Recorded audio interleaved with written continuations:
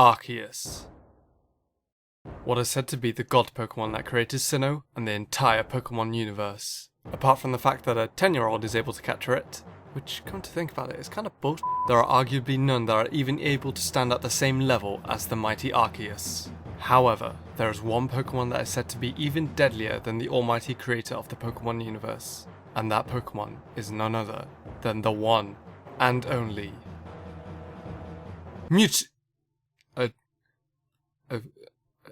Wait, sorry, give me 1 second, I just gotta check something. Arceus versus Magikarp. What the f***? Oh. Sorry, I think there's been a bit of a misunderstanding. Just give me a second, sorry. Yo, what the f*** is there a Magikarp on my screen? What do you mean this is the episode? What the f*** is a useless fresh gonna do with an Arceus, you idiot? What do you mean? No, this is stupid. What the f***? Okay, fine. Arceus versus a Magikarp. Sorry about that. Yes, so let's get on with this episode. So, this Pokemon versus is Arceus versus Magikarp.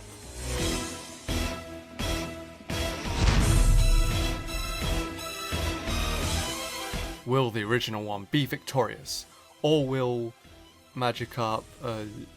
So let's begin the first round by comparing each Pokemon's typing. Arceus starts out as a pure normal type. However, thanks to its multi-type ability, Arceus is able to change its type to any one of the 18 types, which is pretty amazing. This does mean Arceus won't have an item slot free unless it stays a normal type, but being able to be any one type is well worth it. Magikarp is a pure water type. So the first point goes to Arceus. Next round is stats and abilities. Arceus arguably has the best stat distribution in the entire game. It has the highest base stat total out of any Pokemon that's not a Mega or a Primal, at a base 720, with 120 in every stat, which is amazing. This means that Arceus is going to hit hard both on the physical side and the special side, is very bulky and very fast. There's pretty much no downside. Everything about Arceus stats are great overall. Magikarp's stats are garbage. They're f***ing awful. 10? Base 10 attack? You know what also has base 10 attack?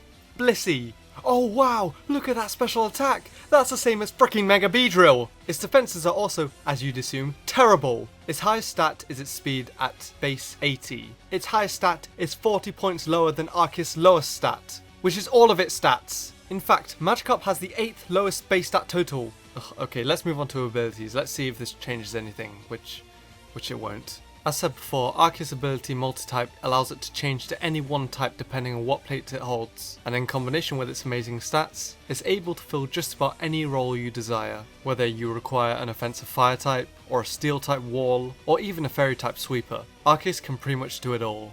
Magikarp has access to 2 abilities, either Swift Swim, which doubles its speed in the rain. This would be great if Magikarp had the stats to back it up, and Rattled, which increases Magikarp's speed by 1 stage if it's hit by a bug, a ghost, or a dark type move. But since Magikarp can't take a hit, this ability is useless. And that's what Magikarp is.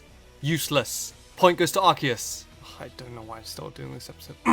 Alright, next up is move pool. As you'd assume, Arceus' move pool is amazing. It gets a huge choice of physical, special, and support moves, and is even able to learn Draco Meteor if it's holding the Dragon Plate. What makes Arceus' move pool even better is because Arceus is able to be any one type, you're able to choose which type Arceus gets the stab boost on. Like I said, Arceus can pretty much fill any role you need. It can be a sweeper with Sword Dance and extreme speed, it can stall with Recover, it can even set up Stealth Rocks. And its signature move's Judgment, a special normal move with a very solid base 100 power and accuracy, changes to the same type that Arceus is depending on what plate it holds, meaning that Arceus can have whatever type coverage that you want. I could go on and on about how good Arceus' move pool is, but you get the picture. Magikarp's move pool contains a total of 8 moves. These moves are Splash, which is absolute f*** all. Tackle? Yeah, great. It gets Flail? Okay. It also gets Bounce? Alright. The 3 other moves it gets are event only. These moves are Celebrate, which does basically the same thing as Splash. Nothing. Happy Hour, which doubles the amount of prize money that you receive after okay, it does nothing as well. And Hydro Pump, which could be decent, but Magikarp's special attack is absolutely atrocious. Okay, so aside from the 2 event moves which are just useless, and Hydro Pump which is extremely rare, we're left with 4 moves. This is it. This is Magikarp's moveset. Tackle, which, you know, everyone knows how great that move is. Flail, which, you know, it does more damage the less HP the user has. Apart from the fact that Magikarp has base 10 attack. Bounce, which can miss and is predictable. And this shit, it doesn't learn any TMs. It doesn't get any tutor moves. It doesn't... Oh wait, that's only 7 moves. What's the 8th move that Magikarp gets? Well, I'll tell you.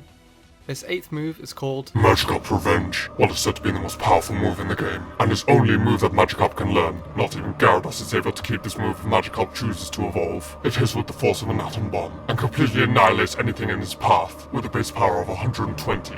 Quintillion! It never misses, has a priority of over 9,000, and goes through Protect. The user must recharge after usage. But it doesn't matter because after being hit by this devastating move, the opposing Pokemon is sent to the Shadow Realm. Do you know why Ash's father is really missing? He crossed paths with a Magikarp, and now he rests in peace. In the Shadow Realm, there is nothing more dangerous than the most ruthless, devastating move in the entire Pokemon world. But that's just all a myth, no one actually believes it. So yeah, as I was saying, Magikarp's move pool is complete trash. It's terrible. The point again goes to Arceus. Oh, I don't know why I'm still doing this. So now let's see who fares better in battle. Starting with singles. Oh god. Arceus, as you'd expect, is extremely strong in the Ubers format. You can pretty much run it any way you want. One popular set is a Sword Dance Extreme Speed setup. Because you're so bulky, you can easily set up at least 1 or 2 Sword Dances, and then sweep your opponent with a +2 priority Extreme Speed. If you prefer to act as a special attacker, you can very much do so. And as said before, because you're able to change the type to any one type in the game, you're also able to have any type of coverage thanks to the effect of Judgment, meaning that Arceus can pretty much fit onto any team, able to fill just about any role you need. Magikarp in singles is, it can tackle the opponents, it can splash. Oh, there was that one time when Magikarp swept an entire team. Yeah, Magikarp can be good in singles. Even though, in order to perform that sweep, Magikarp required a lot of setting up, and pretty much any Pokemon could have done what Magikarp did. No, still terrible. Any other Pokemon that gets the move Flail could have done a better job than Magikarp. Feebas could have done a better job, because Feebas actually has a higher attack stat. No, screw this, point again goes to Arceus. Next is the doubles format. Arceus is again amazing. Its 120 base stats across the board means it's going to outspeed a lot of Pokemon, take hits incredibly well, and hit very hard. It can act as a great physical attacker, special attacker, mixed attacker, support Pokemon, your choice. I'm pretty much repeating myself at this point. Arceus overall is an amazing Pokemon, and works great in just about any format that you want it to work in. Magikarp is... it's even worse in doubles than singles.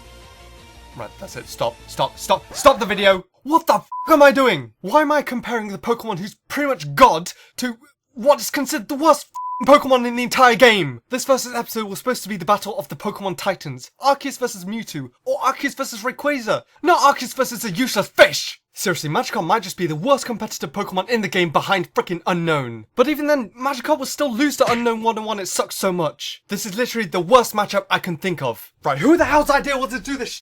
Arceus versus Here's what I think of your matchup. Take your Magikarp and shove it up your... Hi, I'd like to apologize for my childish behavior. I've been told that I have to calm down and that this episode has to be finished no matter what my thoughts on the matchup are.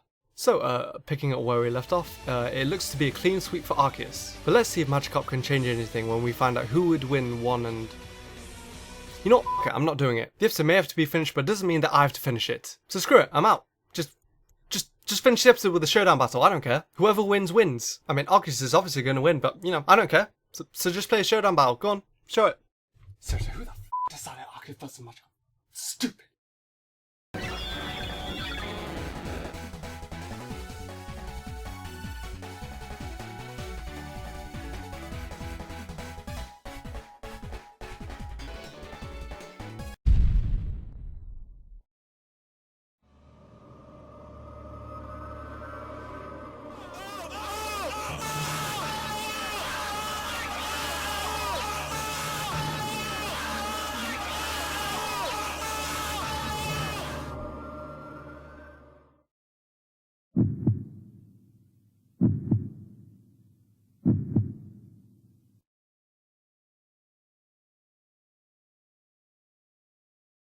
Oh my gosh! It turns out the myth of Magikarp Revenge was true! 120 quintillion power, never misses, over 9,000 priority! This means that Magikarp is in fact the greatest competitive Pokemon in the game.